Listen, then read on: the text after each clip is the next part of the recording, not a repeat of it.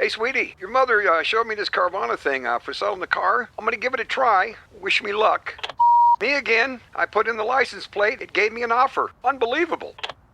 Okay, I accepted the offer. They're picking it up Tuesday from the driveway. I haven't even left my chair. It's done. The car is gone. I'm holding a check. Anyway, Carvana, give it a whirl. Love ya.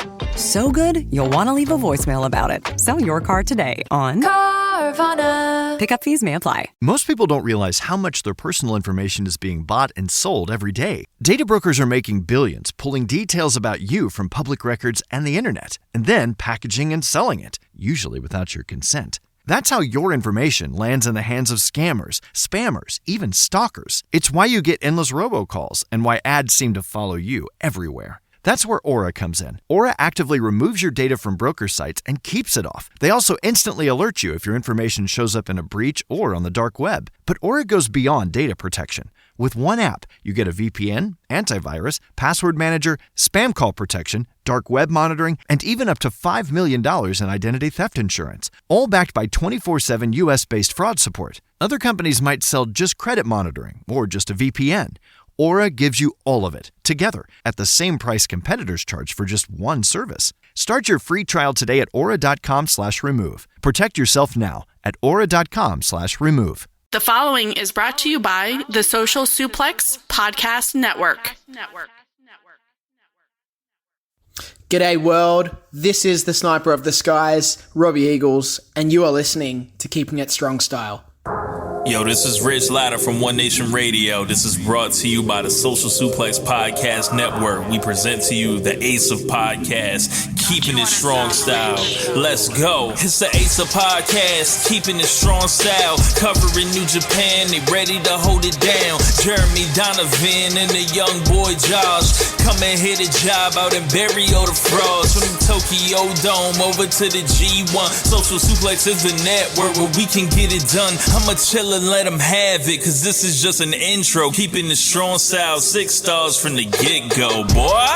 Yeah, from Tampa Bay to the Tokyo Dome, this is Keeping It Strong Style with your hosts, Jeremy Donovan and the young boy Joshua Smith. And thank you for listening.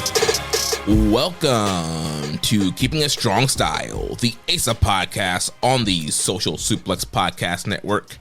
Jeremy Donovan here, solo this week. On today's show, I'll review best of the Super Junior 30-30 nights 1 through 3 and cover all the latest news in the world of New Japan Pro Wrestling. Please support our show by subscribing and following the Social Suplex Podcast Network and Keeping It Strong Style on the podcast app of your choice and leaving a rating and review. You can also get all the network's podcasts and newsletter over at socialsuplex.com. If you enjoy this podcast, please consider making a one-time or monthly donation by visiting socialsuplex.com and /donate and clicking on the donate button under the Keeping It Strong Style logo. And I am streaming live right now on patreon.com/KI Strong Style. If you want to watch our show live or listen without ads, sign up at patreon.com/KI Strong Style. So as you heard, I am solo this week. Young boy calling out sick. I'm guessing he must have partied too hard this weekend for his birthday. No, I don't think that's it. Young boy not feeling well today, and the schedule doesn't work out this week for us to bump it to another day. So I'm going to go ahead and do this thing solo. This will be my first solo audio since being a new dad. So hopefully it's as crisp and sharp. Hopefully I have all the hot takes, ratings, and opinions for you guys. And we'll jump into breaking down this tournament. One thing I do want to plug before we jump into things, later this week over at the chairshot.com, I'm going to have some write-ups featured. So they're doing a kind of a Asian Pacific kind of countdown / features of Asian Pacific stars. And they've have several writers from their website, and they reach out to a couple other people from other sites, including Josh and I, to do some write-ups for some certain stars. So I believe my write-up's going to drop on Friday, I think. And I had some write-ups of Kazuchika Okada, So the assignment was, pick 5 top moments of a person's career and do some write-up. So I chose Kazuchika Okada from the list of available people to write about. So I think I picked some pretty good moments from the Rainmaker in his career in the little write-up there. So you can check that out. Be on the lookout for that, and we'll retweet and share it out at thechairshot.com. Our buddies over there, Ray Cash, he was on this network at one point, host of the Outsider's Edge, also the SMC podcast here on the network. So shout out to Rance for reaching out to us, me and Josh, to get some write-ups done. Josh is doing Antonio Inoki. I'm not sure what day his write-ups will be dropping, but yeah, we'll get all that out there. Well, let's go ahead and jump into what we got on the rundown this week. So first, there was a UJPW show this week. I have not seen it. I don't know where you can watch it. Do have the results. So the show was UJPW Face the Next from Shinjuku Face. This was Tuesday, May 12th. So we had New Japan's Tatsuya Matsumoto wrestling Noah's Yuto Koganagi to a 10-minute time limit draw. We had a multi-team here with Masami Inada from DDT, Jiro Shimbashi from Dragon Gate, and Sentaro Motojima from Ganbare Pro, defeating Ki from Dragon Gate, Koyo Yome, and Midori Takashi from Noah. And yeah, I'm going to be definitely butchering these non-New Japan wrestlers' names. We also had Katsumi Inada, Masatori Asuda from New Japan, Shota Kawakami from Ganbare Pro, and Ryuma Sakamoto from Big Japan. And they defeated Gucci, Rukigai, Rai Igarashi, and Tasai Nakara from New Japan. And we had Kazumasa Yoshida from Big Japan, Daichi Saton, and Kazuma Tamura from Dragon Gate, defeating Yuki Ishida from DDT, Koshiro Asuka from Big Japan, and Hiroto Tsuraya from Noah. Then the semi event, we had Yuya Koraku from DDT defeating Homare from Dragon Gate. And then the main event was Kasuma Sumi, Manutsutatsu Nakamura, and Ryoya Tanaka defeating Illusion, Daiki Nagai, and Daiki Urashima from Noah. So that was UJPW Face the Next. Not sure when or how you'll be able to watch that, but it did happen this week, and there were several New Japan Young Lions featured on the card. And so now let's jump into Best of the Super Junior 33. We did have the press conference for the tournament last Wednesday, May 13th, from the Tokyo FM Hall. I did not watch the press conference, but it seemed like based off of the recap and pictures, there was a lot of interesting comments and a lot of angles and people getting attacked that played into the tournament starting off. And so I'm going to be breaking down the first 3 nights here and kind of looking at where we are with each block and competitors. So just kind of a general consensus here. So night 1 was Thursday, May 14th. And this was Corkin Hall with an attendance of 1,145. Night 2 was Saturday, May 16th, from the Esforta Arena Hachayoshi with an attendance of 1,076. And then night 3 was Sunday, May 17th, from Yoyogi National Gymnasium with a reported attendance of 1,664 reported attendance there. So yeah, those 3 back-to-back nights here of full block action, all block matches on the card. And man, I gotta say, I really do wish Josh was here because I'm curious to get his take on how these first 2 nights were. But honestly, guys, I was a little underwhelmed with the opening nights of this tournament. I mean, overall, some solid wrestling, but we just didn't really get anything super great. I mean, there was a couple notebook matches, but not as many as you would like, considering that there was almost, I think there was like 38 matches over these 3 days. and to only have, a handful, I'm probably thinking like 2, 3, 4 matches that I'm going to recommend and say you need to go out your way to watch. Like, that ratio is not great.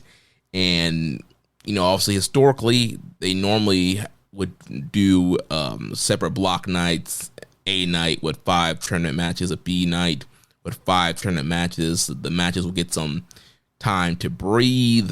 You get some more quality matches. And normally with that format at this point, we would have only been 15 matches in.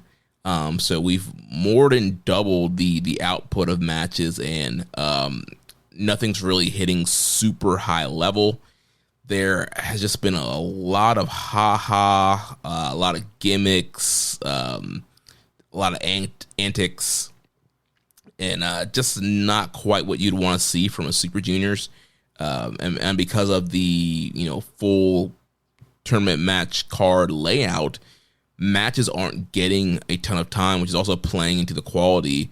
You're having a lot of matches that are, sub 10 minutes, which, obviously you can still have a great match in sub 10 minutes, but it's a lot harder especially when you're, on the opening half of the card. So, we're seeing a lot of quick roll-ups, a lot of, flash pins, matches ending in minutes, and we're not really getting a lot of substance until you get down to the last few matches of the card. And even some of those matches, we've had some main events here that were kind of like in that 15-minute range. So nothing, coming close to that, standard New Japan match style where you're getting like a 20 to 30-minute main event. So also that card structure is going to, I think, limit kind of what you can maybe get from this tournament. With the old format, again, those 5 matches would have gotten time to breathe. You may have still gotten some flash pins and wins there, but majority of those matches would have gone over 10, got some time, and just more potential for, more great matches.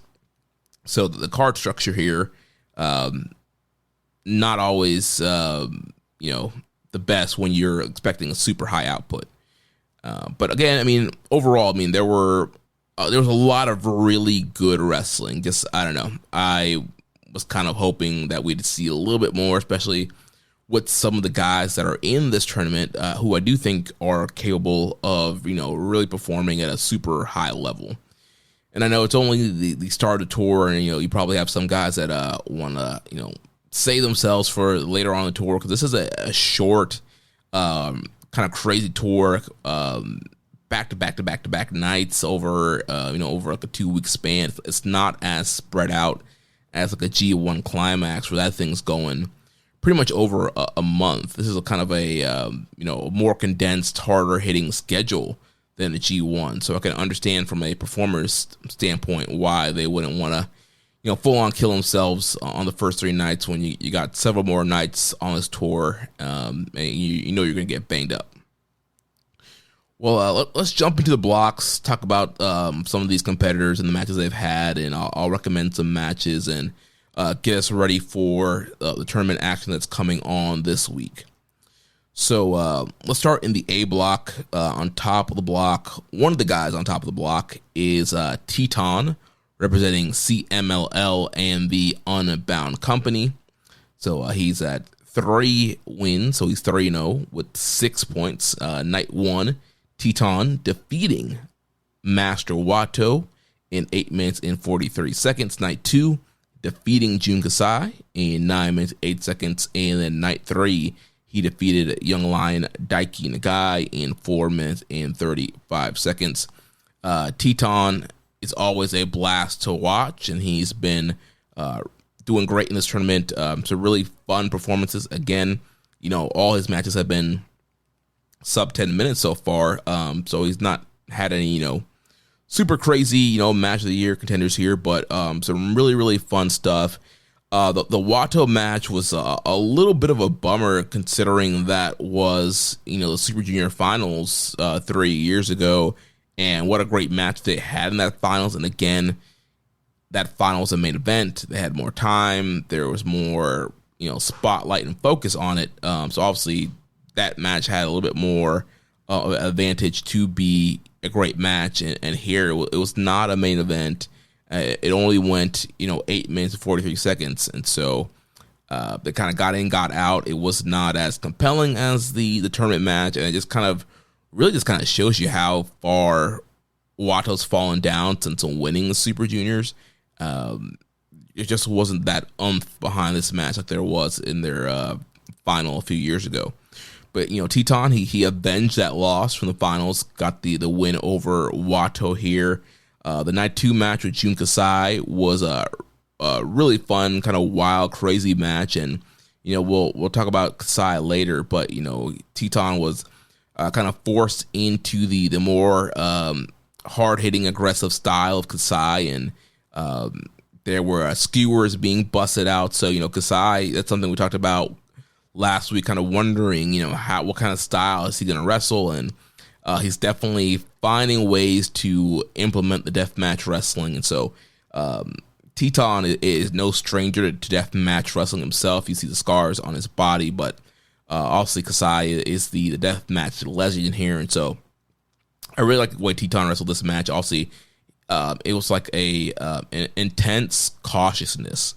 Like he was very leery and cautious of Kasai, especially when Kasai was busting the weapons out, but also still being the Teton that we know, and just being very aggressive. The big suicide dives, his springboard stuff looked really good in that matchup, and got that win over Kasai there. And then night 3 was a quick match with Daiki Nagai, Unbound Company versus Unbound Company, and honestly, Daiki Nagai took majority of this match, and Teton was able to kind of come back towards the end and cut him off and get the win.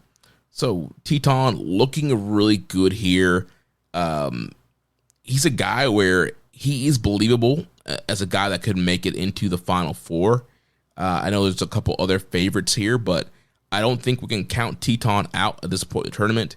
Obviously, he's peaking high right now in the early days, which is usually not the best, and I haven't done the math or breakdown. Maybe that's something we can get Chris Sampson to do, but I feel like normally if you're starting this thing off hot, if you're coming in at 3-0, more than likely you're probably going to be hitting a slump in the following night of the tournament. So Teton's the guy where I could see, he could go to the Final Four. He can end up being 6-3. He can be 5-4. But I would expect him to eat some losses this week and kind of even his record up. But I think he's definitely going to be a guy to watch. He's going to be a candidate for getting into that Final Four. So up next, we got Risuke Taguchi, who's also at 3-0 with 6 points. Night 1, Taguchi defeating Daiki Nagai in 6 minutes and 2 seconds. And then night 2, defeating Master Wato 2 minutes and 10 seconds. And then on night 3, defeating Valiente Jr.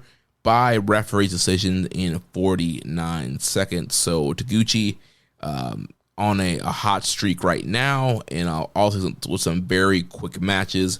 The Daiki Nagai match, being a young lion match, and Daiki is not graduated yet, and Taguchi is obviously a very experienced veteran of this tournament. So again, Nagai looked good in that match, but could not overcome Taguchi there.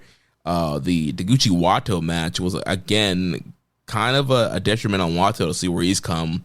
Very kind of quick exchanges of pinfalls where Taguchi was able to kind of catch Wato and get the quick pin and victory over him. And again, it really just shows you how far Wato has fallen down. And then the Valiente Jr. match, unfortunately, it ended so quick because of injury. Valiente was looking to do some kind of quebrada, moonsault type maneuver, and jammed his knee coming down on Taguchi. Ref did a great job immediately kind of stopping the match when he saw that Valiente was kind of waving him off and could not stand up. So they called for the bell. Ref decision victory for Risuke Taguchi. and Valiente was carried to the back on a young lion's back. He refused to go out on a stretcher. As of this recording, I have not seen any updates on Valiente Jr., so I'm not sure if it was he just kind of jammed it and he just needs to, ice it and he'll be good for the rest of the tour, or if this is going to be something serious, more serious, like some kind of a ACL tear. So hopefully it's not a tear. It was just kind of a temporary jam.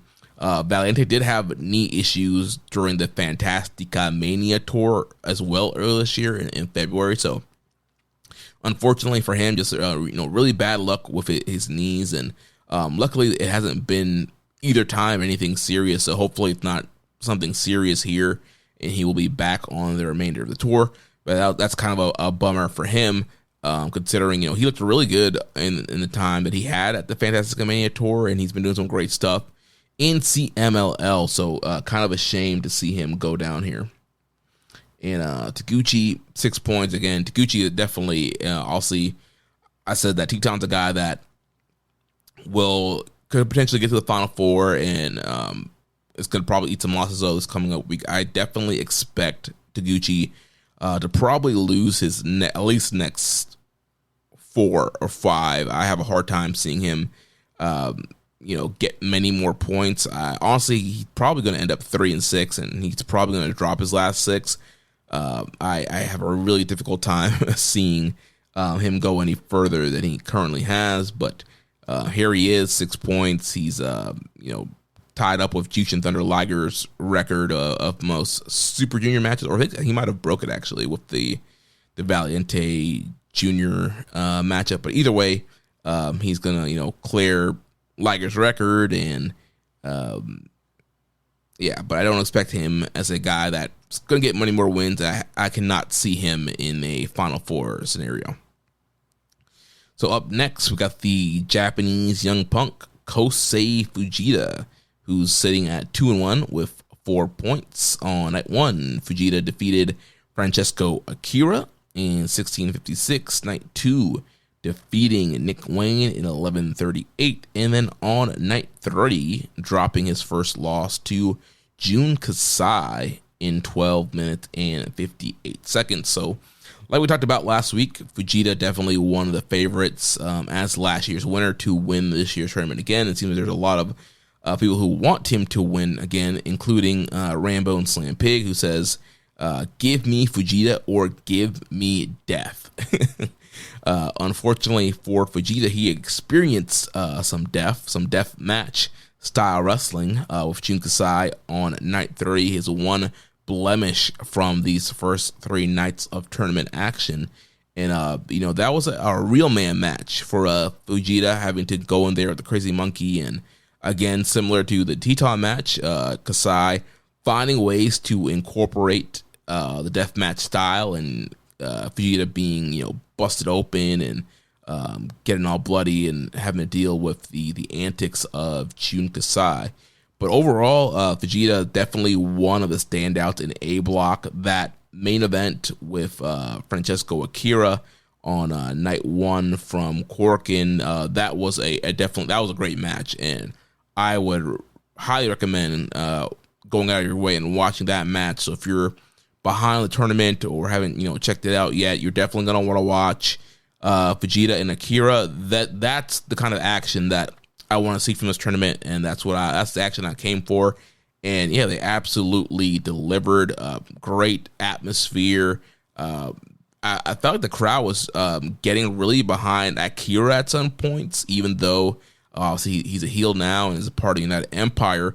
I do feel like Akira has built up a lot of really great will, and I think people know that he's worked so hard to learn the language, and he's been living there and has really poured his heart out in New Japan. And it's kind of a little bit of a shame that he had to come back as a heel and be on this heel run, because I feel like he was really on fire on the babyface run that he was on before the injury, and I feel like he's just that has that underdog scrappy energy.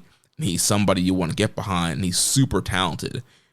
So it's no surprise that the crowds or some crowds are getting behind him and giving him equal chance to a guy like Kosei Fujita, who's a pretty much babyface and is heavily favored to win this thing. But that was a really, really great matchup there.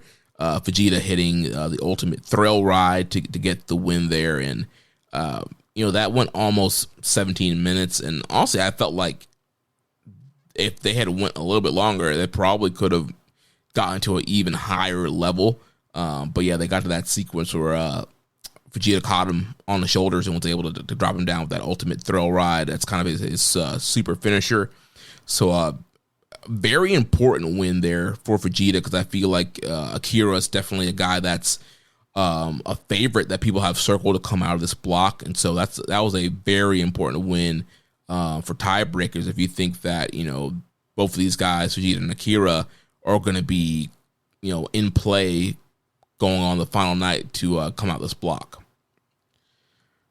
And following that, we got Valiente Jr., who is 1-1 with 2 points. Night 2, Valiente came on the tour and defeated Daiki Nagai in 4 minutes and 50 seconds. And then night 3, he had the ref stoppage against Shusuke Taguchi.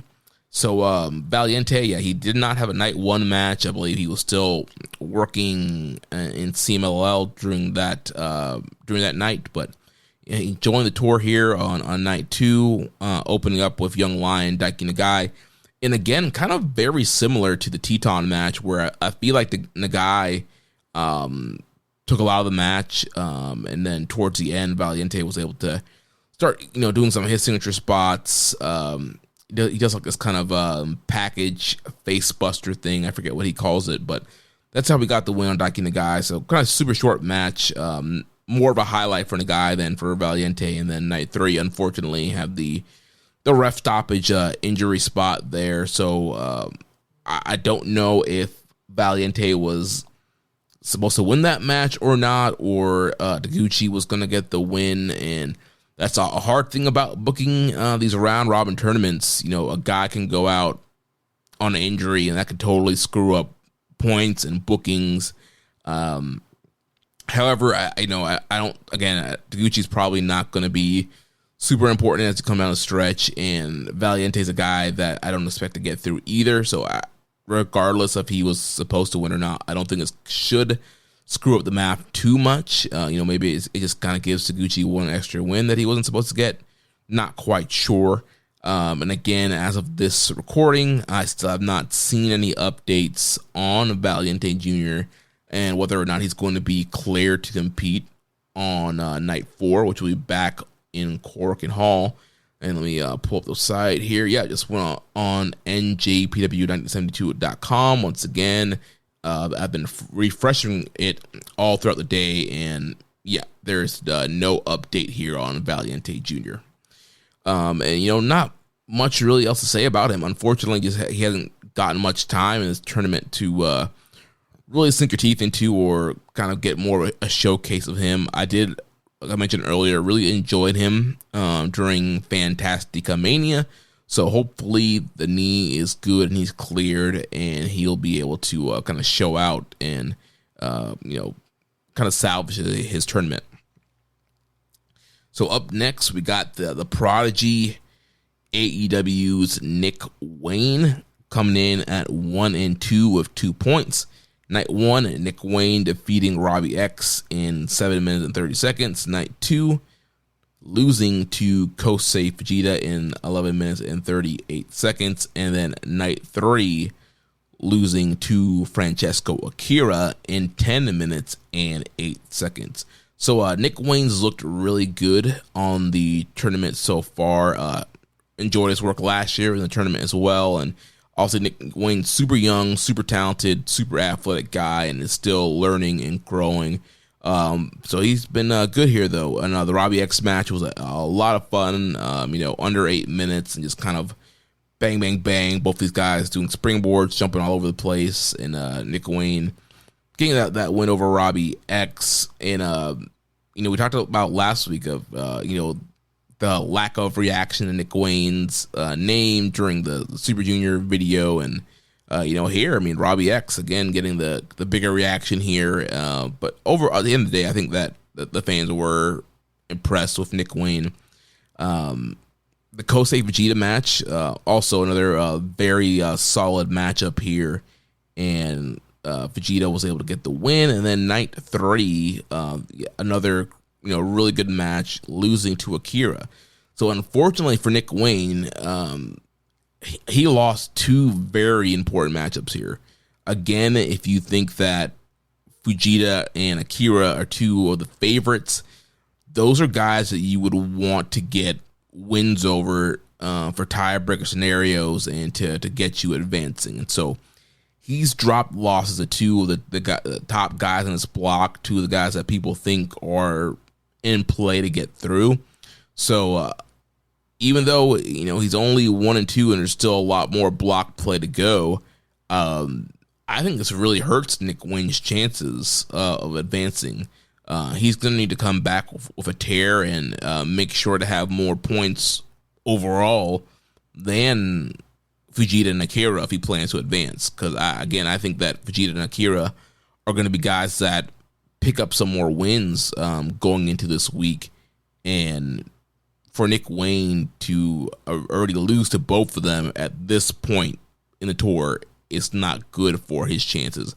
Again, with the Final Four format, obviously 2 people advancing, there is a more of a chance, had this been just been the traditional format, there's more of a chance for him to slide through and get the right tiebreaker or just even get more points than them. But he's really going to have a strong week this week in the tournament. But overall, Nick Wayne's been fun to watch. Again, young, high flyer guy.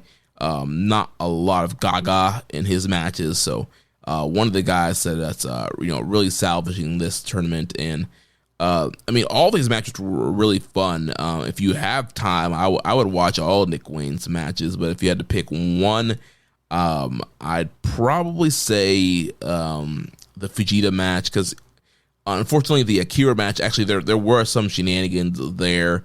So you have Zane J, who's seconding all of the UE guys in this tournament, and there was a lot of Zane J interference and low blows. So there was a little bit of a House of Tortureism in that matchup. So it wasn't a pure straight up match. And Akira cheating to get the win over Nick Wayne, but the Vegeta match, if you had to pick one, and then the Robbie X match was really fun too. So I would watch both of those Nick Wayne matches if you have time. And then up next, Robbie X sitting at 1-2, 2 points. Like I mentioned, night 1 losing to Nick Wayne, night 2 coming back and defeating Francesco Akira, and then night 3 dropping to Master Wato in 9 minutes and 10 seconds. So, man, Robbie X, this guy, we've been singing his praises, but he is just a phenomenal worker. He is sensational. He is a guy to watch in this tournament, whether he's out there for 7 minutes or 12 minutes. He's going out there and just absolutely going balls to the wall and killing it, and it's just been super fun to watch. And talked about the Nick Wayne match again. Both those guys are kind of flying all over the place. The Acura match was really, really good from night 2, and again, kind of having to overcome some of the Zane J jaw jacking from the outside, but Akira able to use his speed. And a big thing here for Robbie X. So that night 1 match with Nick Wayne, Robbie X is going for a moonsault kind of spot, and they do the Adam Cole Ricochet deal where Robbie X is going for the moonsault, and then Nick Wayne super kicks him as he's rotating over and really drilled him. And then the next day, Robbie X shows up, big black eye and just kind of bruising on the face, kind of looks like Nick Wayne's footprint on the bottom of the eye, and so his eye's all jacked up. So he did a great job here. The next night with Vegeta, kind of really selling the eye, and they're telling a story on commentary of him being hesitant to want to do more of his high flying stuff because he can't seize off balance. But towards the end, he had to go to his bread and butter, but was unable to hit some of his bigger moves on Vegeta. But he was able to actually not Vegeta on Watto. That was a night 3 match where he wasn't able to hit some of his bigger stuff. But night 2, the Acura match where he's really selling the eye injury. He's struggling to hit some of his bigger stuff, and he even had to bust out a new finish here. So he did kind of a spin kick type maneuver. I think he calls it the execute. So he hit that on Akira in the corner to get the victory there. So a very important win for Robbie X there over Akira. Again, you want to win over guys that are predicted favorites in this block. So good important win there, and I think that was the first time I believe that X might have beaten Akira out of the matches they've had in the past. So really big win for him and their rivalry. And Robbie X, his crowd reaction all 3 nights have been great. This guy is super over. In the Nick Wade chants, I feel like they're firmly behind Robbie X. In the Acura match, again, even Akira, like I mentioned, a guy that has built up some fanfare even as a heel.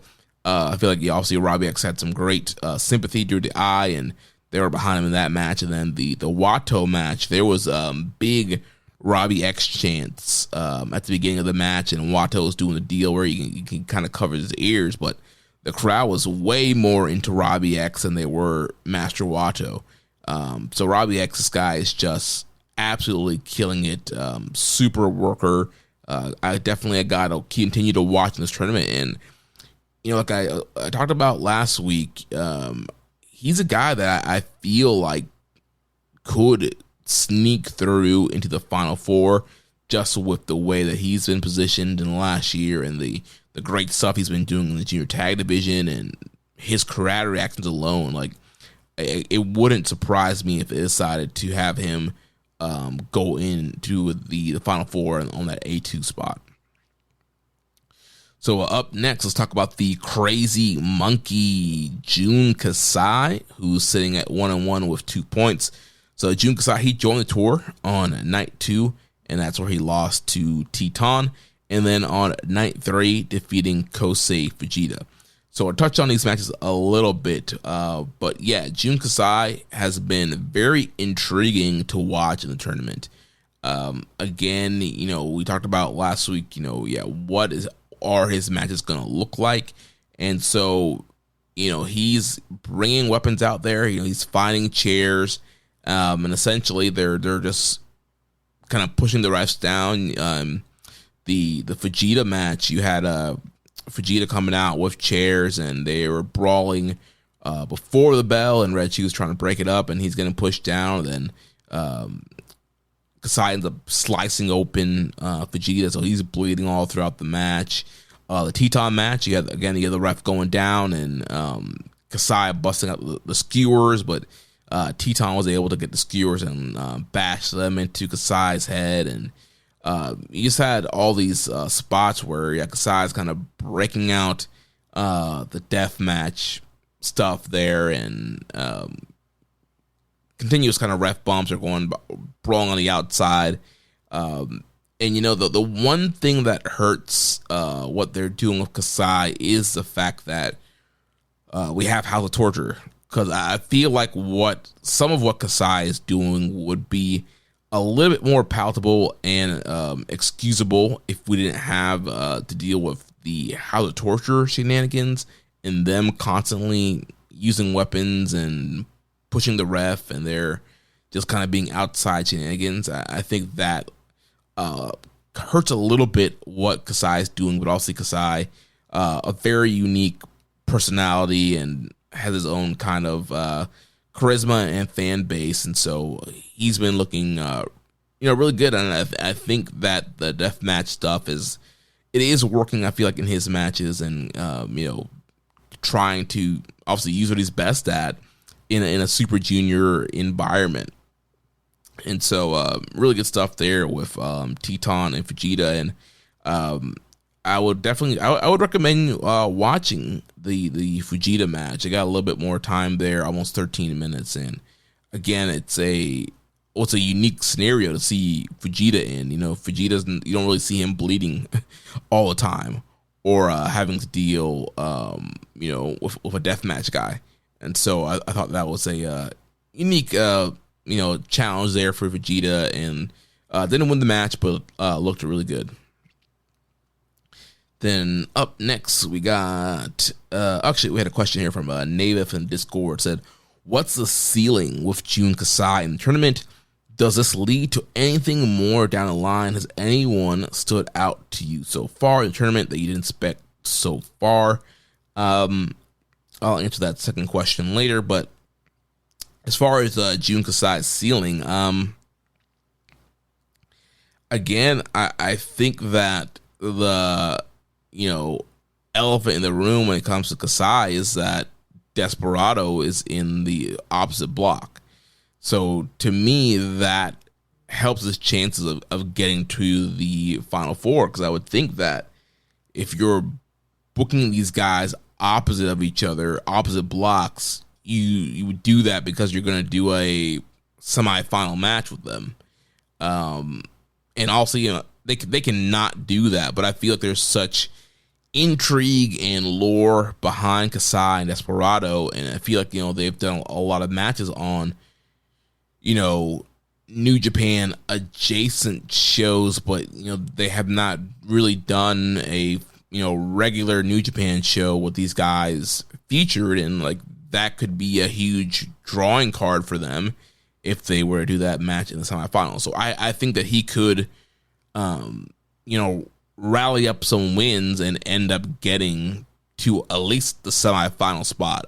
I do not see him getting to the finals unless, depending on how it lines up, where him and Despy don't face off in the semis, and then they win their matches, and then that's the final, Despy versus Kasai, which I would be, I think, a little bit of outfield for what a lot of people are expecting for the finals and what they probably should do.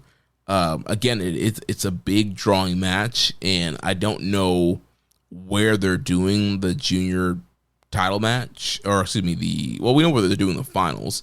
But yeah, that could be, if they want to have a big main event, a big drawing matchup, you could do that. Despy, Kasai, maybe you throw the rules out and just let them have a wild tournament final match. But if they're gonna do it, it should probably be the semifinal, because I feel like you'd want to get Vegeta or somebody else into a final situation with Desperado. So up next, we got the Crown of Fire, Francesco Akira, who's sitting at 2 points, 1 and 2. Night 1, losing to Kosei Fujita. Night 2, he loses to Robbie X. And then night 3, rebounding and defeating Nick Wayne. So things did not start out so hot for Akira, despite being a part of United Empire and having this overall faction push. He definitely struggled to get out the blocks here, and even with Zane J seconding him, he wasn't able to really put things together until night 3.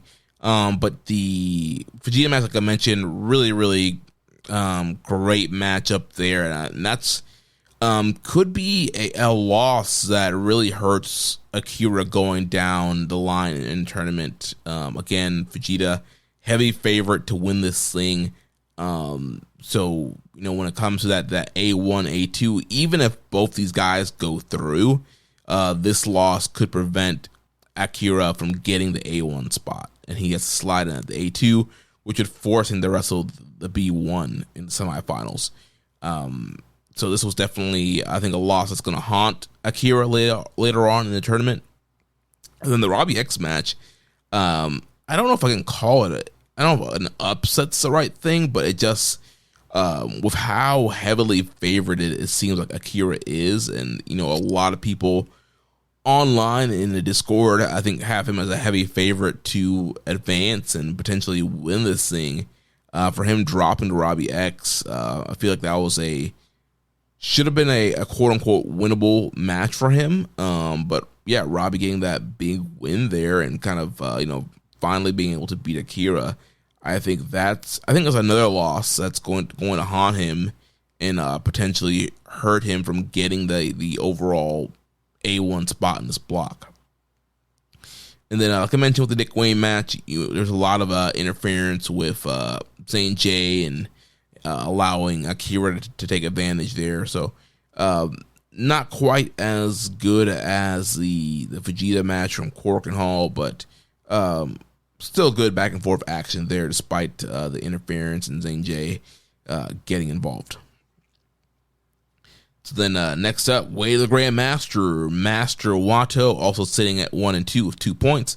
Night 1, losing to Teton in 8:43. Night 2, losing to Ryusuke Taguchi in 2 minutes 10 seconds. And then night 3, defeating Robbie X in 9 minutes and 10 seconds. And like I mentioned with Wato, it's just it's a shame how much he's just kind of fallen and really just kind of reverted back to this kind of that a little bit of a blandness from him. I feel like he really broke out in that Super Junior final and they just didn't do anything to kind of capitalize on that momentum, and then he got hurt, and then I feel like he's just kind of been, floundering around, and we really haven't seen much from him, and he really has not really shined here at all. I mean, all these matches, they were solid matches. I can't say, well, except the Taguchi match, but I can't say, go out your way to watch him and Teton, go out your way to watch him and Robbie X. Again, very good matches, 3.5 range, but nothing super high level. And Wato is a guy, being a former winner of the tournament, I could see him being a guy that rallies this week and earns some more points. And again, with him previously winning and still being relatively young, I don't think you can fully count him out from a Final Four appearance. I wouldn't do that because he feels ice cold right now. So I expect him to kind of have a kind of even output the rest of the tournament. I could see him getting to like 5 and 4, but I would not. It wouldn't surprise me if they, found a way to slide him through because, he is a Noge Dojo junior guy, and so if they wanted to continue to build him, they could do that. I would not do that. But we'll see what happens with Wato in the coming week. Then last but not least in the block, we got the young lion Daiki Nagai sitting at 0 and 3 with 0 points. Night 1 losing to Taguchi in 6:02. Night 2 losing to Valiente Jr. 4:50, and then night 3 he lost to Teton in 4:35. So really super short matches here, but I feel like the guy is just, he's kind of a spark plug, and he's going out there for the few minutes he has and is really killing it. He's he got to upgrade the gear a little bit. Looks like a little bit more shinier than the biker shorts he was wearing previously. He's got the knee pads now, and this guy, he's out here. He's pretty much, blitzing these guys from the bell. He's doing big tope con hilos and hurricane ranas, and he's just wrestling this really fast-paced, high-flying style. And I feel like for the minutes he has, he's maximizing the minutes. He's getting the most out of his matches. And the layout here has been, for pretty much all these matches, is him in control for the first several minutes, kind of taking these veterans by surprise and, blitzing them. But then obviously these guys are all way more experienced than him. And so they're kind of able to overcome the blitz and use their experience and skills to put him away. But yeah, it's been a lot of fun. I think that this is the kind of stuff that you'd want to see a young lion doing, and something great that can help him progress. And so, I'm looking forward to see what else he's going to do in the rest of the tournament. Most people don't realize how much their personal information is being bought and sold every day. Data brokers are making billions, pulling details about you from public records and the internet, and then packaging and selling it, usually without your consent. That's how your information lands in the hands of scammers, spammers, even stalkers. It's why you get endless robocalls and why ads seem to follow you everywhere. That's where Aura comes in. Aura actively removes your data from broker sites and keeps it off. They also instantly alert you if your information shows up in a breach or on the dark web. But Aura goes beyond data protection. With one app, you get a VPN, antivirus, password manager, spam call protection, dark web monitoring, and even up to $5 million in identity theft insurance, all backed by 24/7 US-based fraud support. Other companies might sell just credit monitoring or just a VPN. Aura gives you all of it, together, at the same price competitors charge for just one service. Start your free trial today at aura.com/remove. Protect yourself now at aura.com/remove. All right, well, let's jump over to the B block now. So on top of the block, we got Daisuke Sasaki from DDT. He's sitting at 30-0 with 6 points. Night 1, defeating El Desperado. Night 2, defeating Kushida. And then on night 3, defeating Heyo from Dragon Gate in 9 minutes and 34 seconds. So Daisuke on a big run here. Not surprising. I feel like normally when you have an outsider like this, they're going to pick up a big upset win on their first night, and they're going to look strong the first few nights, and then can potentially make their way down as the tournament goes on. I don't think that he's going to be somebody that gets through to the Final Four, but maybe because this B block is a little bit weak, and they seem to be behind him. For Sasaki, I think what I said about Jun Kasai kind of applies to him here, where I feel like Sasaki could be a lot more interesting in this tournament if House of Torture wasn't there.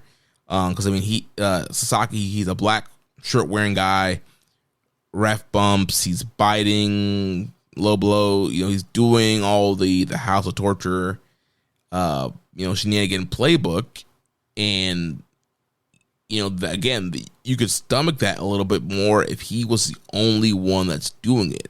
But he's in a block with Sho and Kanemaru, so we got to deal with them throughout the tournament. And then you have Akira, who's doing a little bit of cheating as well, and Jun Kasai being a deathmatch guy.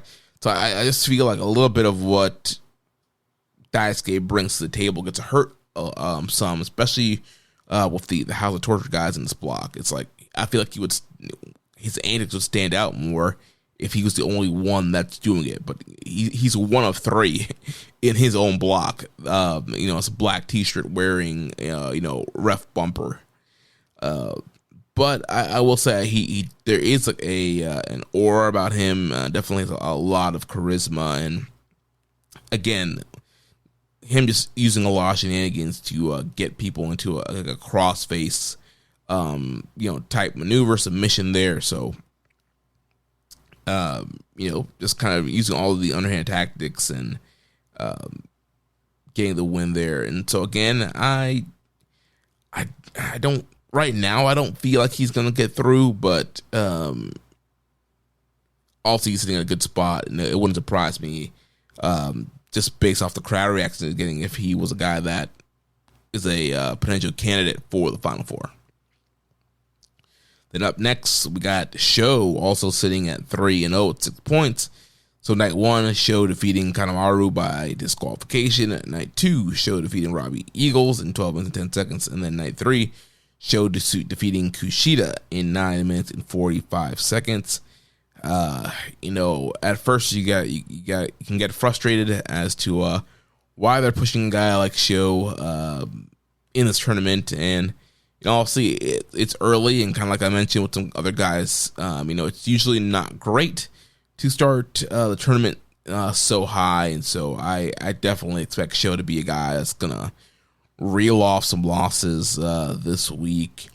Nothing really been anything remarkable about Sho's run so far. The Kanemaru match, they've kind of taken the place of the traditional, Bullet Club match where you would have Bullet Club versus Bullet Club, and they would do the whole thing of, all right, you lay down for me, and it always kind of just turns into more shenanigans and ends up leading to a match. And this time you had the two House of Torture guys kind of, chatting back and forth, and Sho essentially telling Kanemaru to lay down for him, and Kanemaru tried to pull a fast one and suckered him in with a cradle, but Sho was able to escape and was able to get the win down the line there by getting Kanemaru disqualified.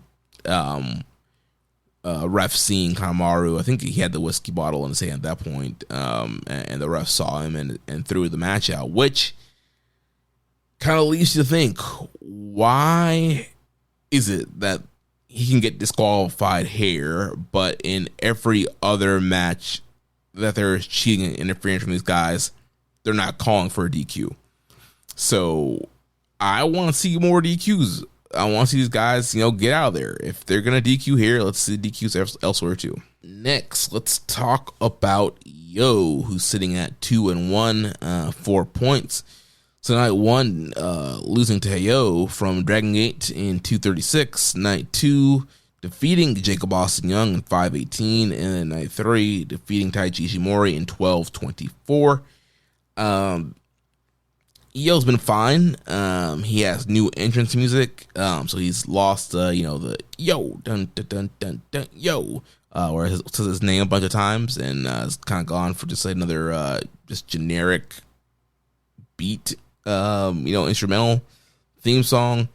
He's wearing, this new, I guess, banana inspired colored gear that says Playboy all over it. So yeah, not quite sure what is going on with this man, but he's sitting with 4 points. Ended up everybody's also talking about him giving a smoocheroo to Heyo after their match, and at the press conference it sounded like Heyo was trying to get them to reform Roppongi 3K, and they were throwing up the Roppongi 3K sign in their match and post match. And again, when I talked about earlier this tournament being a little bit too funny, haha, for me, this is exactly what I'm talking about. I don't need to see Yo and Heyo kiss. I don't really need to see anybody kiss, man or woman or whoever, in my New Japan Pro Wrestling. So yeah, but clearly they're setting something up with Yo, Heyo. And they kissed post match and threw up the 3K sign, so maybe they're going to team later in the year. Who knows? But besides that, I can't really recommend much from Yo here. Then next up, Heyo, 1-1, 2 points. Heyo defeating Yo in 2:36, and then on night three losing to Daisuke Sasaki. So Heyo, very charismatic, super athletic. Really enjoy some of the athletic stuff he can do, but also there is definitely a gimmick aspect to him with the stuffed animal. I think it's stuff like leopard or something like that he brings to the ring, and him kind of running around on all fours and stuff like that. So definitely a weird guy, but has been intriguing to watch. Nothing super high level yet, but I feel like he's a guy that if you give him the runway, that maybe there's a lot more greatness there. But overall, really good stuff from Heyo. Again, not a huge fan of him and Yo deciding they wanted to make out, post match, but it is what it is. Then after that, we got Yoshinobu Kanemaru, who's sitting at 1-1 with 2 points. Kanemaru defeating Yoshinobu Kanemaru by DQ, like I mentioned. And then night 30, Kanemaru picked up his first win over Jacob Austin Young.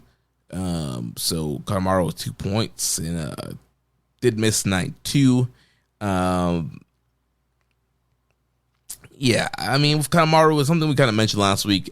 With him, you're not necessarily looking for great matches. He's going to do the thing where he's gonna wrestle with urgency and try to pin people as quickly as possible, and that's exactly what we saw with both these matches. And Jacob Austin Young was trying to use Zane J to cheat and kind of trap Kanemaru in a corner, but you can't trap the heel master in a corner, and Kanemaru was able to outmaneuver JAY and Zane J and get the quick victory over JAY.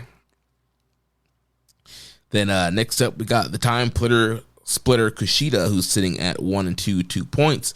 Night 1, Kushida defeating Robbie Eagles in 9-11. Night 2, Daisuke Sasaki defeating Kushida at 7-17. And then night 3, Sho defeating Kushida in 9 minutes and 45 seconds. The Robbie Eagles match was a lot of fun. So Kushida, we kind of saw this last year in the tournament where he's doing the whole thing where he takes his shoes off and he's wanting a more grapple-based matchup, which obviously he's a kind of bit more grapple-based anyway, but he's trying to force guys into grappling with him and kind of having a more heavy-based wrestling match. And so that's exactly what happened with the Eagles match. And then you had heels like Sasaki and Sho, either not allowing him to wrestle that style or them attacking the feet. And along with taking his shoes off, he's been also taking his socks off. And I guess that Kushida's watched some Mick Foley recently because he's putting the sock on his hand and ends up doing the mandible claw to people. So not sure what's quite going on there. And but a lot of times the sock is being backfired and being put in his mouth. That night 30 match, you had Sho had the sock in his mouth, in Kushida's mouth, and passed him out with the snake bite. And then I think with Sasaki, he got the sock in there and did the cross face and held that there as well.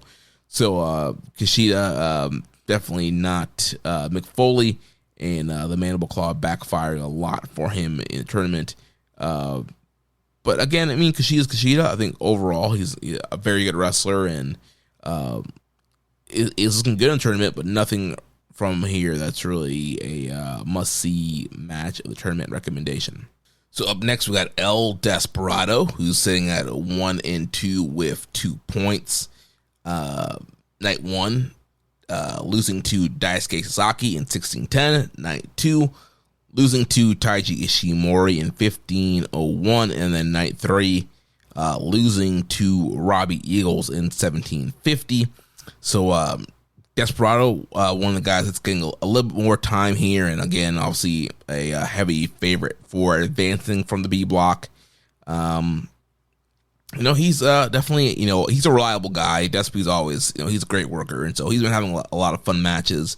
The Sasaki match, I feel like there's a lot of history and lore between those guys and some of the Despe Invitational stuff that's happened in the past, and I feel like they had that was an interesting matchup there. Him and Ishimori, I think they have pretty good chemistry. That was a solid match. And then the Eagles match definitely rocked, and I would definitely say go out of your way and watch Eagles and Despy, and that was a big win for Eagles. Always kind of struggles to beat Desperado, was able to do that there, and you had both guys working over the legs and knees of the match. Also, it's the Pinche Loco versus the Ron Miller special. So that match ended up being really, really good. So, Desperado, I think solid tournament, and again, starting low here, but also I think he's going to peak at the right time of the tournament. You want to pick up some momentum towards the closing stretch and really nail those wins in there. So I think that despite being 1-2, I expect him to get some more wins over this next week and start his elevation in this block. Then after that, we got Bone Soldier Taiji Ishimori, who's 1-2, 2 points. Night 1, defeating Jacob Austin Young. Night 2, losing to Desperado. Night 3, losing to Yo. Again, Taiji Ishimori is always a solid worker, a good guy to watch, and Ishimori was able to overcome the United Empire shenanigans with Jacob Austin Young and St. J on night 1 to get a win, and dropping a very important matchup to Desperado on night 2. Again, obviously Despy's a favorite there. That would be, I think, an important tiebreaker win to have, and he was not able to clinch that. And then dropping to Yo, which I guess in kind of where they sit right now, I kind of feel like maybe that should have been a winnable match for Ishimori. And again, that's a loss that could potentially haunt him along with the Desperado loss. But Yo is also a tournament finalist and been in the final twice. Also, he hasn't won it yet, but he's a guy that they continue to try and push and elevate. So not super surprising that he could beat Ishimori, but it just feels like we're kind of past Yo, and Ishimori is still kind of a feature of the division. Then next up, we got Robbie Eagles, who's sitting at 1-2 with 2 points. Night 1, losing to Kushida. Night 2, losing to Sho, and then coming back on night 3 and defeating El Desperado in 1750. And Robbie is just super underrated. He's such a great in-ring worker, and has looked really good on this tour. The Kushida match, coming out with Harley Jackson and ZSJ, I for sure thought that he was going to pick up a win there, but Kushida ended up getting the win with the I'm blanking on Kushida's his small package driver, I think Back to the Future. So yeah, again, Kushida kind of getting Robbie into a more grapple-based style matchup here, but it was still very, very good. And I was able to one up Robbie there with the Back to the Future. And then the Show match, we had Show hitting using the Black Mirror on Robbie Eagles to get the win. So just kind of a hot slot match there. And then night 3, the Desperado match. I would say definitely go out of your way and watch Eagles and Desperado. Very big win there for Robbie Eagles. A very important win. Also sitting at 1-2, not the best start, but out of all the wins he could have got, if he could only have gotten a 1, the Desperado one was the right one to get. I think that's going to be a very beneficial win to help him down the line. So even if he ends up at like a 5-4, that could be a win that helps him get through. Or even if he's at a 6-3, let's say him and Despy tie 6-3, he now has that tiebreaker win over him and can advance the B1 spot. So very, very important big win there for Robbie. Then last in the block here, we got Jacob Austin Young, who's sitting at 0-3 with 0 points. So night 1, losing to Ishimori. Night 2, losing to Yo. And night 3, losing to Kanemaru. JAY has not gotten a lot of time in this tournament. Very kind of quick, short matches, and he's getting outwitted most of the time here. And he really hasn't been able to showcase much of what he can do, which I've been super hard on him from day one, but I do feel like he has improved and has gotten better. I feel like he started to break out with teaming with Akira, going up against Sweet Boy. So I feel like he's kind of coming on his own right now. Also, he's not super high level worker guy. Like, I don't expect a 5-star match out of him right now, but he's getting better, but he hasn't been able to really do much in this tournament. So I don't think that, unfortunately for him, he's probably going to get any wins in this tournament, and he's probably going to be in this a similar role every night where he's just kind of having a quick back and forth match and ends up getting caught by something. So that's it for the B block. Let's jump into some questions here. First question from Boston Crab Rangoon. What are your recommended matches from each night so far? So like I said, Robbie Despy from night 3, you're going to want to watch. I would throw out Desperado and Daisuke. I think that's an interesting one to watch. I don't know if I'm quite notebook on it, but I thought it was an interesting pairing there.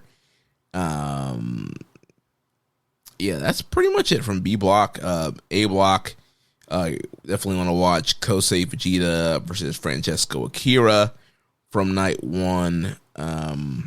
I think that Robbie X and Akira is worth a watch. Akira and Nick Wayne was really good. Let's see, Kasai and Kosei Fujita.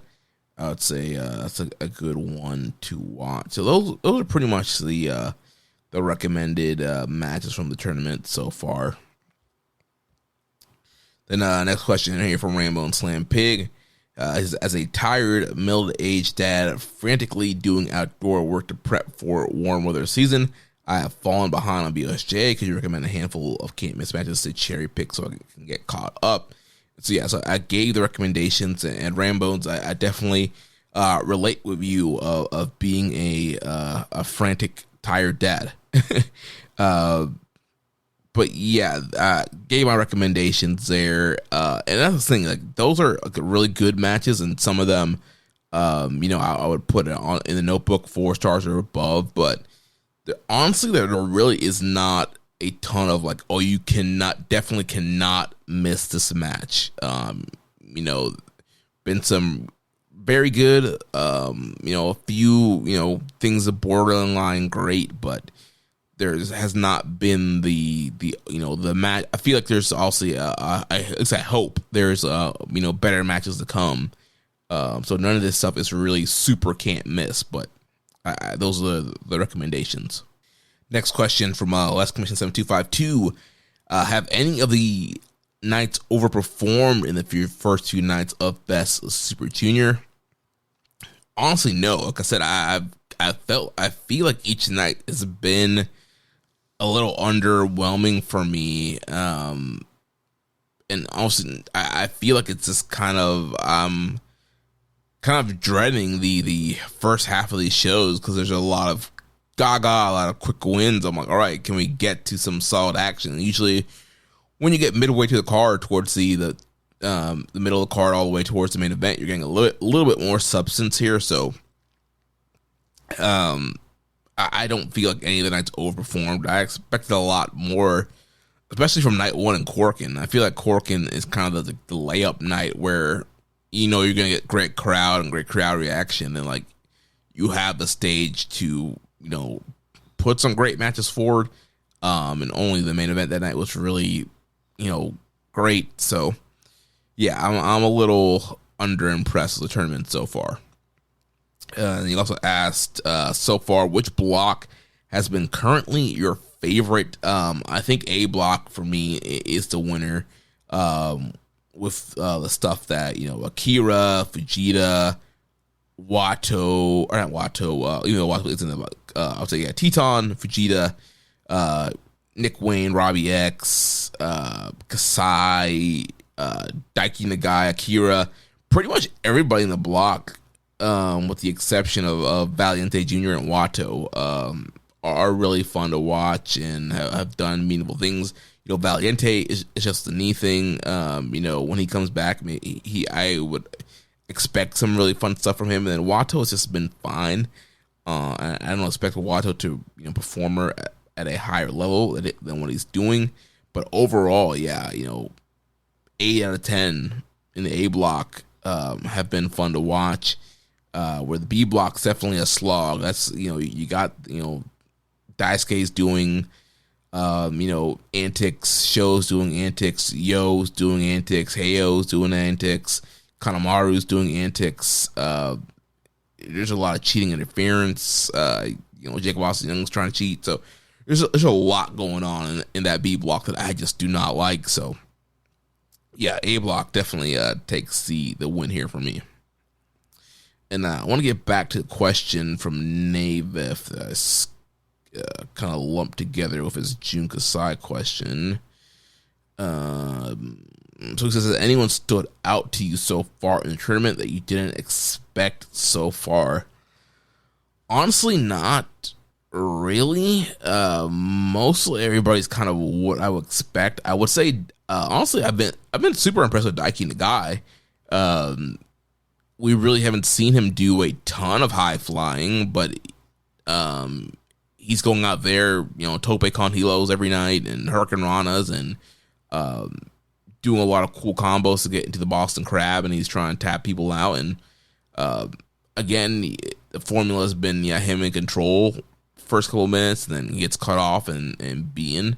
But I feel like he's shown a lot of charisma, and again, in some buildings, the crowds are really behind him. So yeah, I think that we were, kind of keeping our eyes out for what he would do in this tournament, and I think he's, even though he's only had a few minutes each night, I think that he's looked really, really good.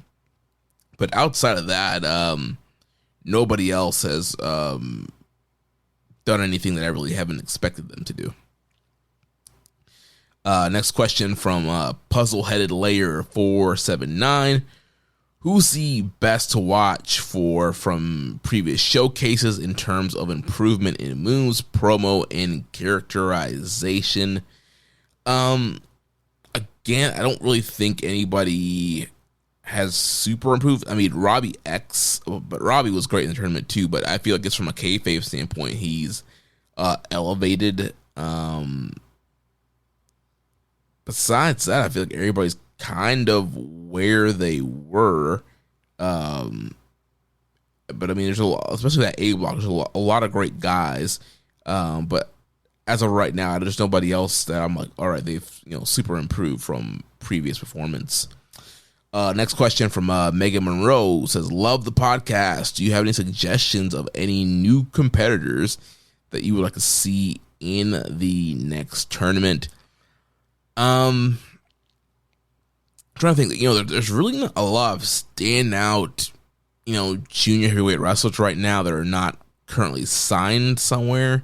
I know it's not new, but I would love for somebody like Speedball Mike Bailey to come back to the tournament. Trying to think if there's any, I know Amazing Red is kind of, doing one-off matches. I think it'd be super cool to have Amazing Red get a Super Juniors in before he's done. Trying to think if there's anybody else out there right now.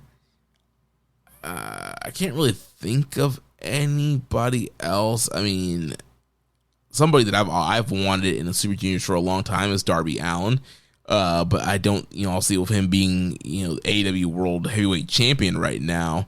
I think that title's because elevated him to a point where he'll probably never be in a Super Juniors. But he's a guy that I feel like would have gotten over easily in Japan and would have been a great asset in a tournament like that. Outside of that, I have to think about it some more, but I can't think of any other names that are. I guess Mascara Dorada, CMLL. I think having him in here would be great. Oh, Commander from AEW is a guy that always goes out there and kills it. I'll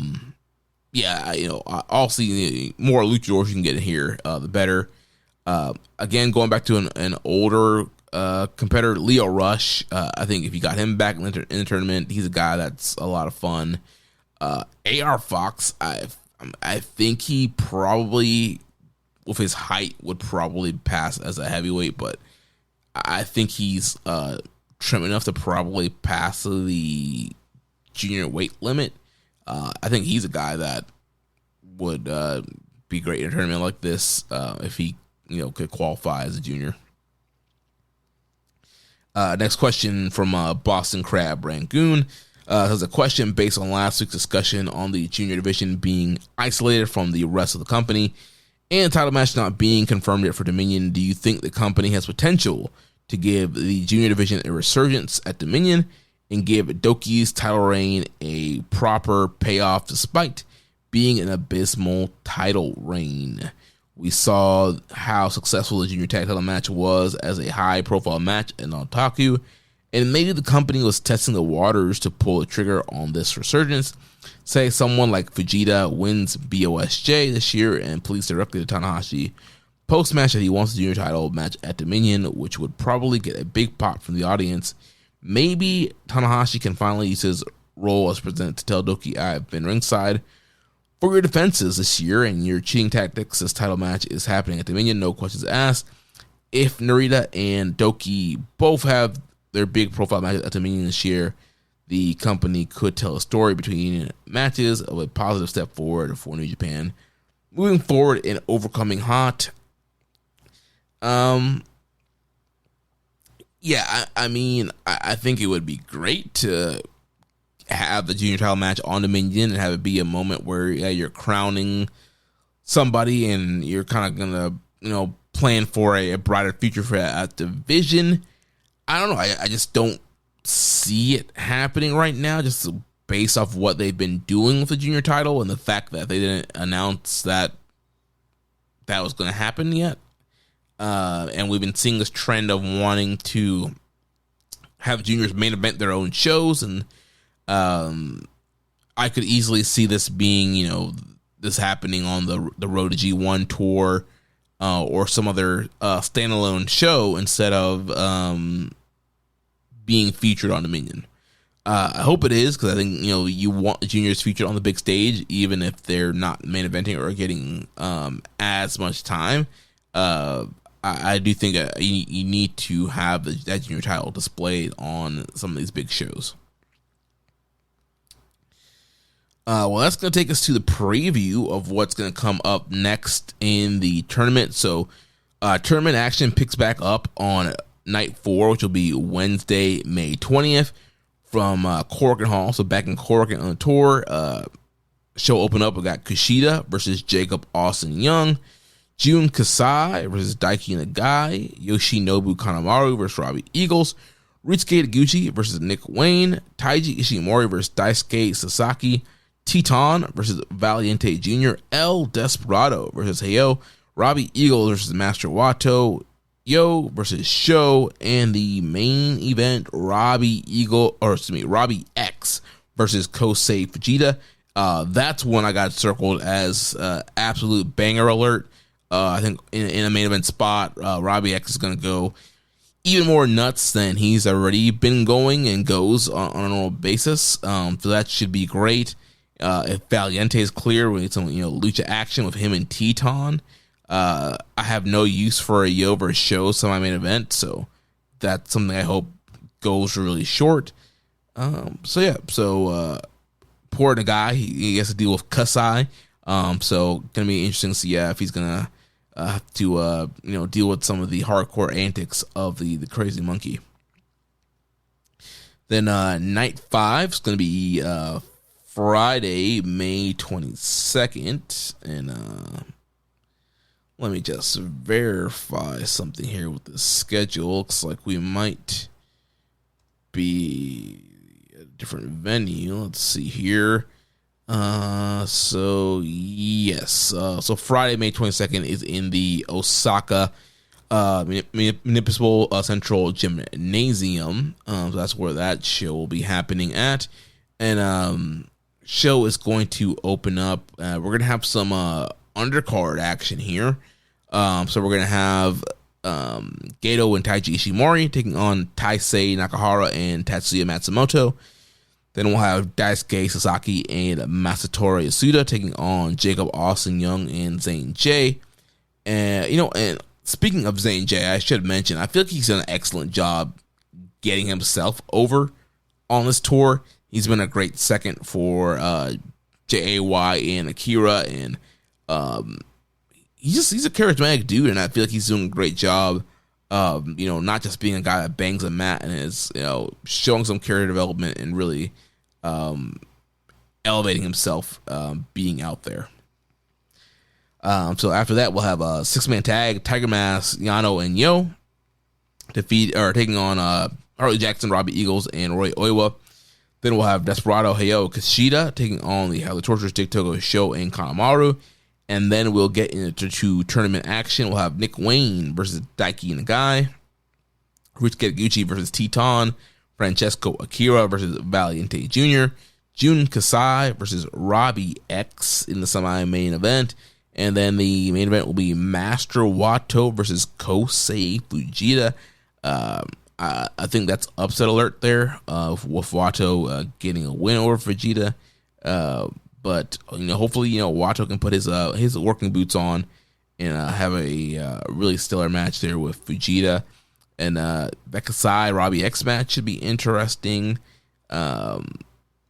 Seeing what Daiki Nagai can do with Nick Wayne should be fun. So it should be a solid night of A-block action here. And then night 6 will be Saturday, May 23rd from the Arcray Hayame Arena. So tag match will open the show. We'll have Akira and Zayn J versus Daiki Nagai and Gato. 6-man tag team action. Wato, Taguchi, and Tetsuya Matsumoto taking on the Team DK team: Harley Jackson, Robbie Eagles, and Roy Oiwa. Tag team match: Nick Wayne and Tiger Mask will take on the Unbound Company team of Robbie X and Teton. And then we'll get into tournament action here, and we'll have a block, a makeup match here that didn't happen yet. Jun Kasai taking on Valiente Jr. Then will be rest of the night will be B block action. We'll have Kushida versus Heyo, Daisuke Sasaki versus Jacob Austin Young, Yoshinobu Kanemaru versus Taiji Ishimori. Semi-main event: El Desperado versus Sho, and the main event: Robbie Eagle versus Yo. Yuck. Sho semi-main event and Yo main eventing. Yuck.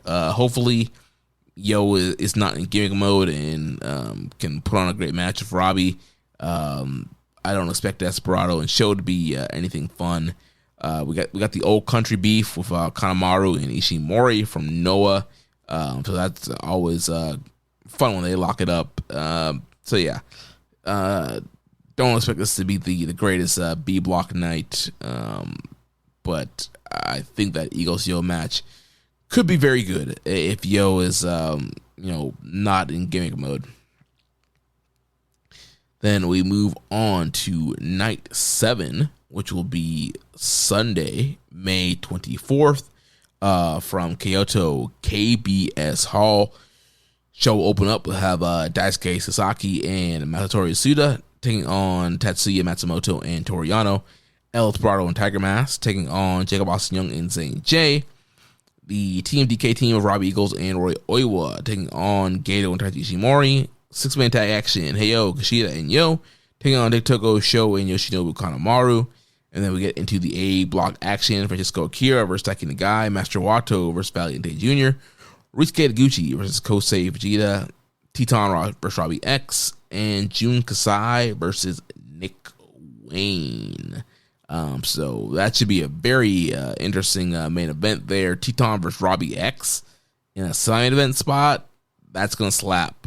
So yeah, again, A block's going to be, I think, going to have a lot of really exciting stuff this coming week.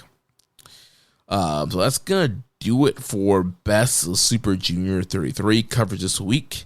Going to jump into some news and some off-topic questions, and then we will wrap this show up. So in the news, Bushiroad Road had its third quarter earnings. New Japan and Stardom saw significant growth over the past quarter and year over year. 2.187 billion yen and 337 million yen over the last year. Highest quarter sales ever, seen as a favorable progress coming off the Tokyo Dome and the upcoming Tenzan retirement show. There were a series of interviews on NJPW1972.com. Most Extreme of the Super Junior with Robbie X, and Bloodiest of Super Juniors with Jun Kasai. There's also on May 15th announcement of Tanahashi and Aaron Wolf to appear as foreign correspondents at an event as the Japanese Foreign Correspondents Club. It marks the 50th anniversary of their hosting the famed press conference for Antonio Inoki and Muhammad Ali's legendary fight in 1976. Tanahashi and Wolf will give a special talk session to the club on June 17th to discuss Japanese pro wrestling's global vision, and will discuss the ongoing potential for Japanese professional wrestling to further grow its international footprint. The event is open to correspondent club members and will also be available to watch on YouTube. There was been reports of Jeff Cobb being spotted backstage at Wrestling Don Taku. So it seems like Cobb might be on his way back to New Japan, with him being released from WWE. Post Wrestling reported that Boltin Oleg underwent elbow surgery. So we know that Boltin, was pulled, or I guess, the announcement was made that he was going to be gone for the foreseeable future due to an injury. So according to Post Wrestling, he got surgery. In a piece of Best Super Junior news, they're going to be doing some fan voting. So at the press conference, Tanahashi made an announcement that this year we'll see fans vote on 30 special awards based on tournament performances. The Outstanding Performance Award will go to the wrestler who fans felt best exhibited their full potential and ability in the ring throughout the league. There's the Fighting Spirit Award, which will go to the wrestler who fans feel exhibits a never say die attitude in the face of overwhelming odds. The Technique Award will go to the wrestler who best shows creative offense, flair within their matches. Voting will be open for all 3 awards around the conclusion of the league phase of the tournament, before the semifinals and finals. So more info will be coming out on how to vote for that. Then jumping into some off-topic questions here. So Les Commission 7252, thoughts on the passing of Ted Turner? Yeah, I'll see Ted Turner passing away last week. I'll see very influential in WCW, being on TBS and TNT, and having a, challenger brand to WWF, to WWE throughout the Monday Night Wars, and I'll see a very important figure just due to his, networks and the money that he poured into pro wrestling. I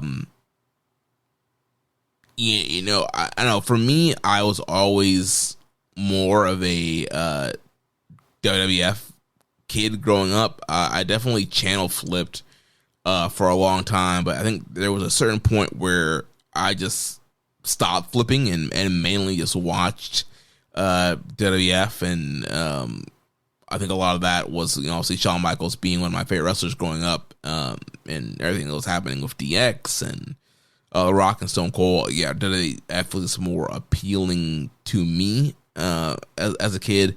But yeah, you cannot, diminish the impact that Ted Turner had on professional wrestling, and Sting telling a story on Dynamite of, him saying, don't worry about the network and the executives, like, y'all just keep wrestling, and I'll keep, essentially just keep pumping money into this thing that's not always making us some money. And so he loved the wrestling business. He loved pro wrestling, and was very important for keeping WCW afloat for all those years, even when it kind of passed the peak. And I'll see the spiritual successor to Tony Khan and AEW, and I'll see laying the kind of the footwork there and the groundwork for an eventual return to that networking station and kind of bring that station back to its root with pro wrestling. So very sad the passing of Ted Turner, and definitely very influential on the pro wrestling world. Next question here from Kevin DC.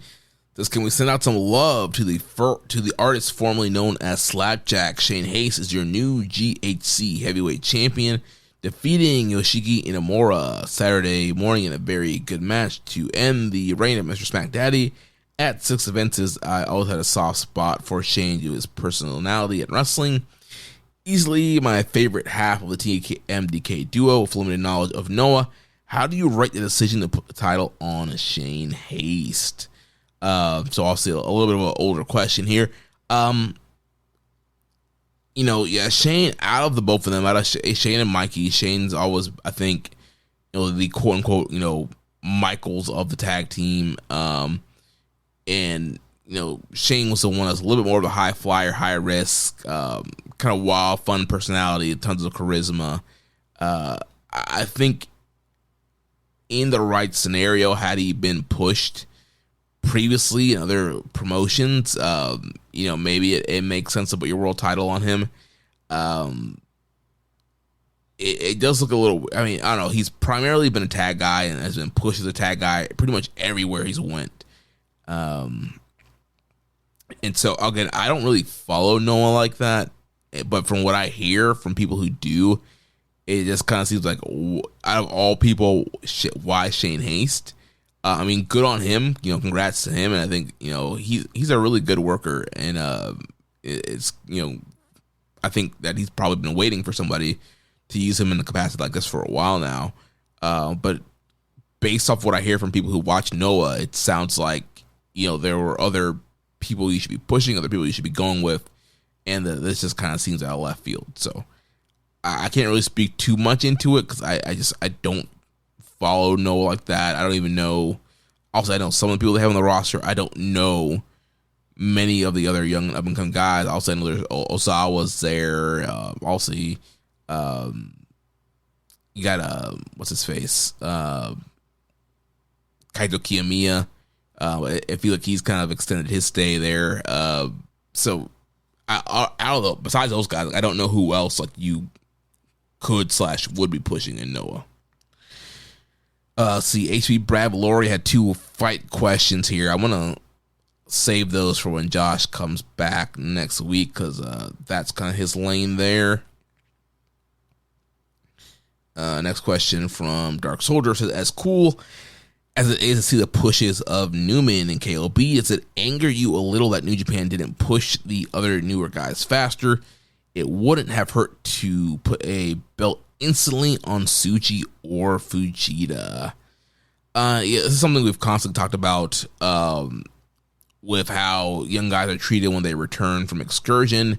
And, Josh and I had I think it was a couple weeks ago, we were talking about, do you push them even though they might not have the goods yet, try and elevate them, or do you, kind of wait to elevate them until they're ready?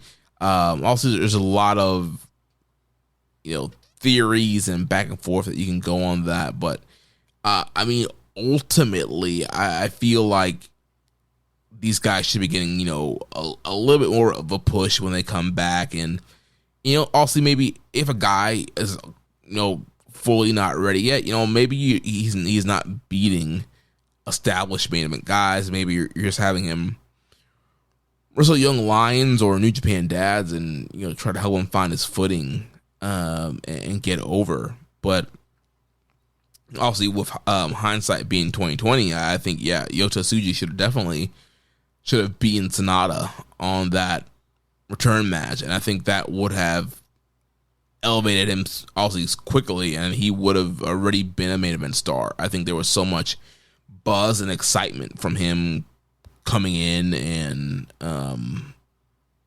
challenging for the title. I feel like that was a miss there. Obviously, they've rebounded it. They've gotten the title. He had the big match at the Dome. He brought the V4 back. So also he had his moment there, but I feel like it could have gotten there a little bit faster.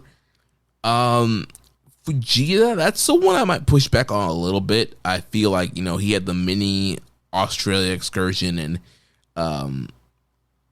is still super young and still learning. I mean, he did win Super Juniors already, and I think I'm okay with the way that they rolled out Vegeta, just kind of based on the way they did it, excursions, kind of how he came back and stuff like that.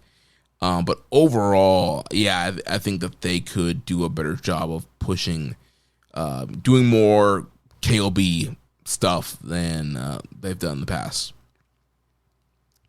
Other question says, with which team would you like to see you wrestle for the tag titles? Young Bucks or FTR to wrestle KOB? I mean, I gotta go with the Young Bucks. The greatest tag team ever, and just imagining what they could do with KOB would be incredible. Its last question: should an Aaron Wolf match make it to midnight so he can howl to the moon? Sure. Death Triangle 720, do you guys think the G1 participants will be fully announced at Dominion? Since the G1 starts in the US once more, they may need to announce early. Yeah, I feel like I guess maybe they've been doing it. I'm trying to remember. Yeah, I feel like Dominion is normally when they announce the G1 participants, and then they'll announce that there's going to be a play-in.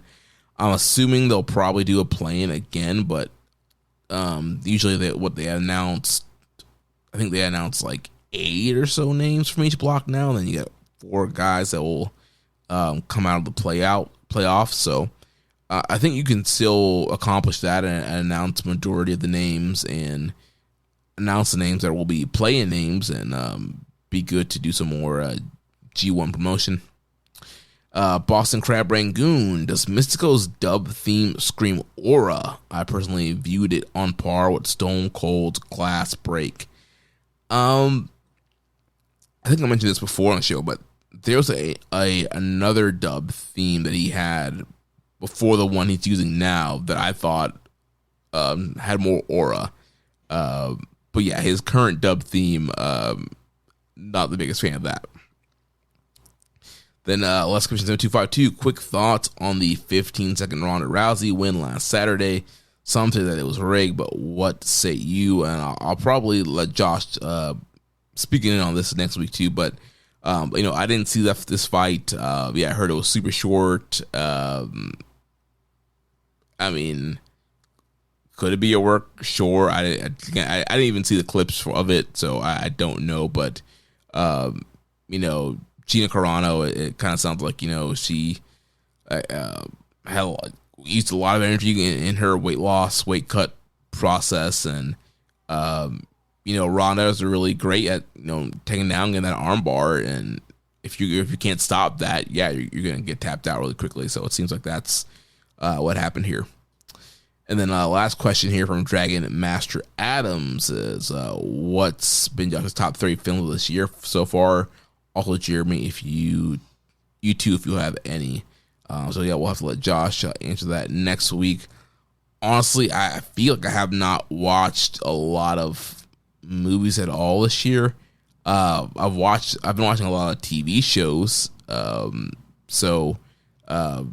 Been watching Abbott Elementary, Shrinking, watching Trying right now on Apple TV, the Pit on HBO Max, Rooster on HBO Max. Trying to think if there's anything else, but yeah, that's what I've been doing, watching a lot of streaming TV shows. Just started rewatching My Hero Academia from the beginning because I fell out somewhere in one of the middle seasons that didn't have a way to watch it, and I now have a way to watch it again. And so I'm starting back over from the beginning, so watching that as well. But yeah, honestly, it's been several years, I think, since I've been to a movie theater, and then I guess there have been some streaming stuff I've watched, but nothing that really I would consider, great or stands out.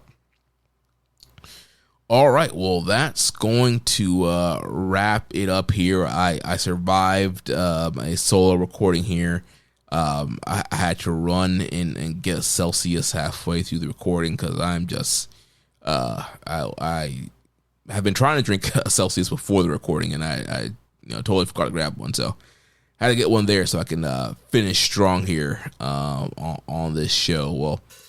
But that's going to wrap it up. And next week, hopefully Josh will be back, and we'll review nights 4 through 7 of the tournament and cover all of this news. Remember, if you want to watch our show live or listen without ads, sign up at patreon.com/KIStrongstyle. You can also make a donation by visiting socialbooks.com/donate and click on the donate button under the Keeping It Strong Style logo. Make sure you connect with us on social media on X and Blue Sky. Follow us at KIStrongstyle, at Socialbooks, at Jeremy Donovan, at YB_Josh and Liger. On Facebook, follow us at facebook.com/socialsuplex and the Wrestling Squared Circle Facebook group. On Reddit, I'm the Pro Black Guy. And Josh Keep It Strong Style on YouTube. We're at Social Suplex. Join our Social Suplex Discord server to interact with us and other wrestling fans. You can email me, Jeremy, at socialsuplex.com, and check out all the shows that we have here on the Social Suplex Podcast Network. One Issue Radio, hosted by Rich Scott and James Floyd. All Things Elite with Floyd Austin. Imps, AEW Venture with Matthew Mayer. Wrestling Arcus Slings. The AEW Match Guide with Sir Sam Brown. Tunnel Talk with Ali and Leah. Trish and Sarah Wrestling Podcast. And Joshing Around with Tim and Eric. Don't forget to subscribe and leave a rating and review. And we will catch you next week on Keeping a Strong Style, the ace of podcasts. Ichiban.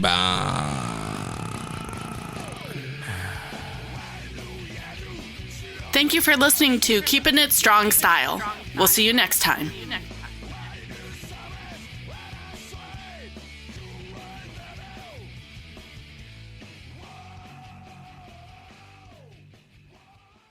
Most people don't realize how much their personal information is being bought and sold every day. Data brokers are making billions, pulling details about you from public records and the internet, and then packaging and selling it, usually without your consent. That's how your information lands in the hands of scammers, spammers, even stalkers. It's why you get endless robocalls and why ads seem to follow you everywhere. That's where Aura comes in. Aura actively removes your data from broker sites and keeps it off. They also instantly alert you if your information shows up in a breach or on the dark web. But Aura goes beyond data protection. With one app, you get a VPN, antivirus, password manager, spam call protection, dark web monitoring, and even up to $5 million in identity theft insurance. All backed by 24/7 US-based fraud support. Other companies might sell just credit monitoring or just a VPN.